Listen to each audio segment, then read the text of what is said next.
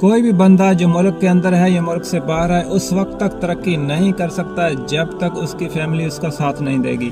बंदा चाहे मुल्क में या बाहर के मुल्क में लाखों करोड़ों कमाए, जब तक उसका सही इस्तेमाल उसकी फैमिली नहीं करेगी वो कुछ भी अपना नहीं बना सकता। तो सबसे जो कीमती उसका सरमाया होता है उसके बच्चे होते हैं।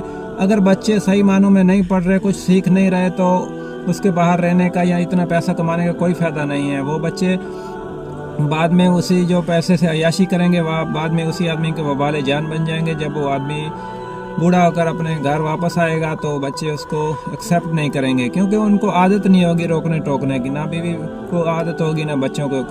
जो बाप होगा वो उनको रोकेगा टोकेगा किसी वजह से, ये नहीं करो वो नहीं करो, लेकिन उनको आदत नहीं होगी, वो उसको बर्दाश्त नहीं करेंगे। इसीलिए उनकी कोशिश होगी अगर आदमी बूढ़ा भी हो जाए तो वो बाहर ही रहे और हमारे यहाँ पर घर में ना आए, हम अपनी अयाशी करते रहें और जैसे मर्जी जहाँ मर्जी जाएं, जो मर्जी खाएं पिएं, जहाँ मर्जी उठें बैठें, उनको इससे कोई सरोकार नहीं है। वो इसी में खुश हैं कि जो बंदा है, जो सरबराह है हमारा, वो बाहर ही रहे और घर में ना आए। तो यही हकीकत है। तकरीबन अभी 8 साल हो गए हैं बाहर रहते हुए, तो यही लोगों के रवैयों से, लोगों को चेहरे से और लोगों की बातों से यही हमने महसूस किया। लोग 2-2, 3-3, 4-4, 5-5 साल, 10-10 साल, हालांकि 14 साल भी बंदे अपने मुल्क में नहीं गए हैं। पीछे बेशक उनकी शादी नहीं हुई, लेकिन जो वालिदैन हैं वो उनको पैसा मिल रहा है और वो इसी में खुश हैं। उन्होंने कभी कोशिश नहीं की।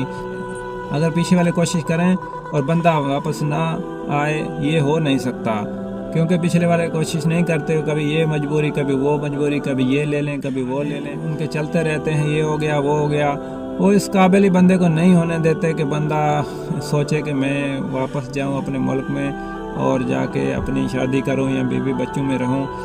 तो यही हकीकत है जो सब लोग जानते हैं, लेकिन कोई भी बात करने के लिए तैयार नहीं है, इस बात को एक्सेप्ट नहीं करता कि हमारी ये मजबूरियां हैं, ये मजबूरियां हैं। बस जी रहे हैं।